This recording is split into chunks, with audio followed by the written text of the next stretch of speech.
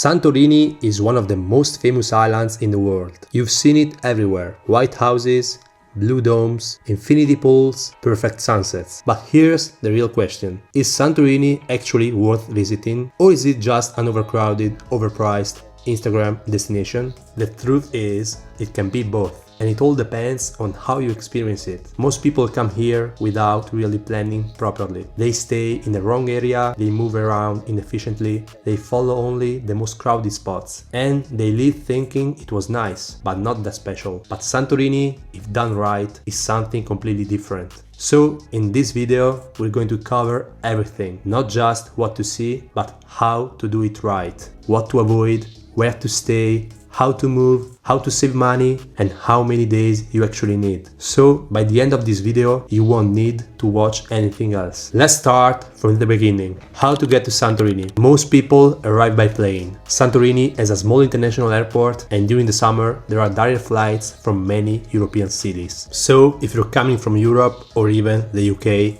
you're in the best position. Low-cost airlines like Ryanair, EasyJet and Volotea fly direct from most major cities: London, Milan, Paris, Berlin. You'll find plenty of options. But if you're coming from the US, Canada or Australia, things are a bit different. There are no direct flights, obviously, and most people book a single ticket with a stop in Athens, or sometimes in London, since there are a lot of flights with British Airways. But here's a tip: before you do that, check flights to cities like London, Milan or Rome first. Very often, flying to one of those hubs and then taking a separate low-cost flight to Santorini can save you hundreds of bucks. If you're already in Greece, another great option is ferries. Now ferries sound nice, but they can take anywhere from 2 to 6 hours depending on the type. Usually you have two main choices: high-speed ferries, which take about 4 to 5 hours. They are faster but more expensive and can be a bit rough if the wind is high. Or slower ferries, around 7 to 8 hours. They are cheaper, more stable,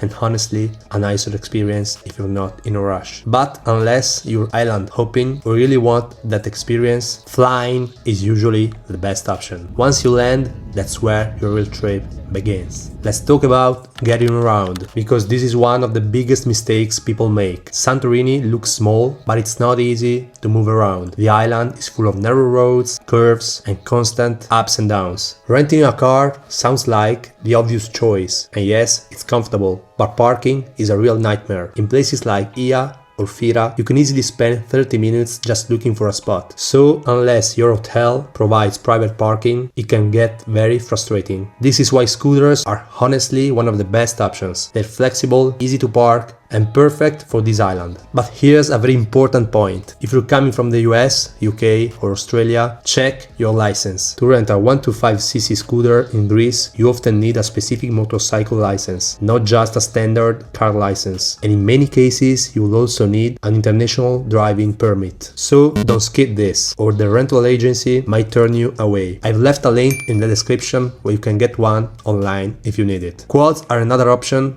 They are fun and more stable, but they are slower and more expensive. They actually tend to create traffic jams on the narrow roads, so they're more of a fun choice than a practical one. If you don't want to rent anything, use the local buses. They're cheap, around €2, and they connect most places. But remember, everything goes through Fira. For example, if you want to go from Ia to the Red Beach, you'll have to change buses in Fira. And in summer, they get very crowded. If you want to check routes and schedules, you can use this official website. Now, let's talk about where to stay, because this choice completely changes your trip. Ia is the most famous place. It's iconic, romantic, and incredibly scenic. But it's also the most expensive and most crowded place. Staying there is an experience, but not always practical. Fira is the capital. It's central, well connected, and full of life. Restaurants, shops, nightlife, everything is there, but it can feel busy. Merovigli is probably the best balance. Same caldera views, but much quieter, more relaxed, more premium. Then we have Firo Stefani. Firo Stefani is similar, just slightly closer to Fira.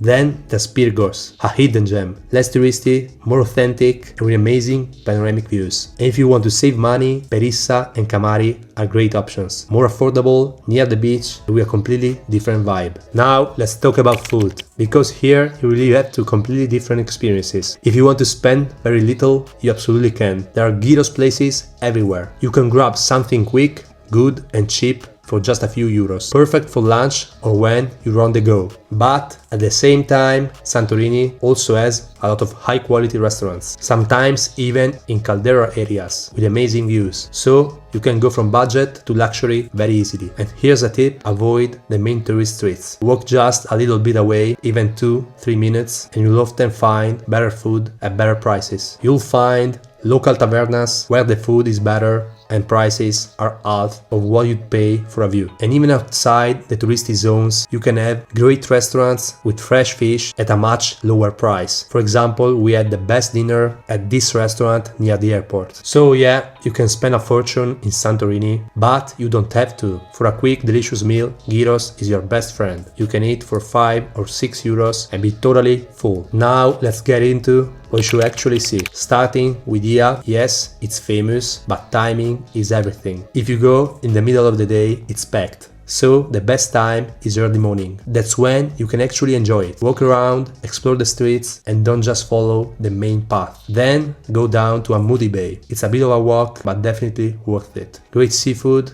swimming spots, and a completely different perspective. Now you might also see donkeys going up and down the same path, and here's something important: we personally recommend avoiding donkey rides. It's just not ethical and against animal welfare. These animals often work long hours under the sun, so please don't use them. Then we have Fira, that is the heart of the island. Here you can walk along the caldera, explore the shops, and enjoy the atmosphere. And don't miss the cable car. It connects Fira to the old port below. It's quick and the view is amazing. Close to Fira, you'll find Firo Stefani, and here you have the famous 3 bells of Fira, one of the most iconic photo spots on the island. Then there's I Merovigli, and right next to it, Scarro's Rock. You can hike there, it's not too difficult, but wear proper shoes. The view from there is incredible, especially at sunset, and compared to Ia, it's much less crowded. If you want something different, there's also the heart of Santorini, a small hidden spot near Megalo Hori. Not super famous, but very cool and totally free.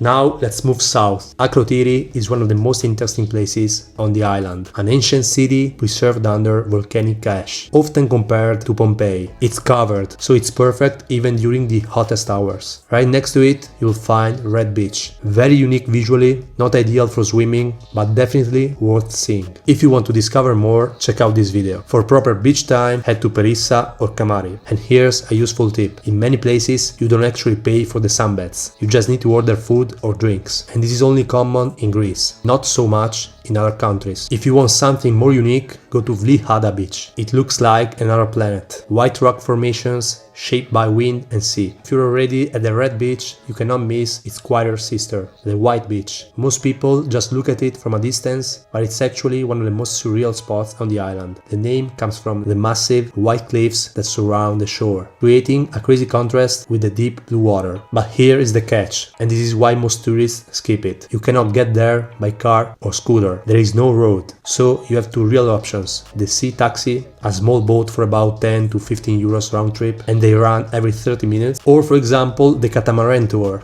You just need to book one of the boat tours that you see in the description, and almost all of them stop here for a swim. By the way, now we're talking about experiences, because this is where Santorini really stands out. Boat tours are one of the best things you can do, and most tours include Nea Kameni, the volcano island next to Santorini. You can walk on it and see the crater, and then usually you go to the hot springs, and often also to Thirassia, a quieter island nearby. There are many options, from simple tours to luxury catamarans. If you want to book one, you can find options in the description, and if you use our code on the app, you can get 5% off on the first booking. Another great experience is the hike from Fira to Ia, about 10 kilometers. One of the most scenic walks you can do, but avoid the middle of the day. Go early morning or late afternoon. Bring water because there's not much shade. Now let's talk about sunsets, because yes, they are the main attraction here. Ia is the most famous spot, but also the most crowded. I Merovigli is quieter and many people prefer it. Pyrgos is another great option, more local, less chaotic. And then of course we have Fira with a lot of rooftop bars. And remember, if you want a table with a view in IA, book in advance. Otherwise it's very difficult to find a spot. And if you want to experience the famous Santorini wine culture with the absolute best view on the island, we have to go to Santo Wines. This is located in the village of Pircos, and this is the island's largest wine cooperative. It's perched right on the edge of the caldera and the terrace is legendary.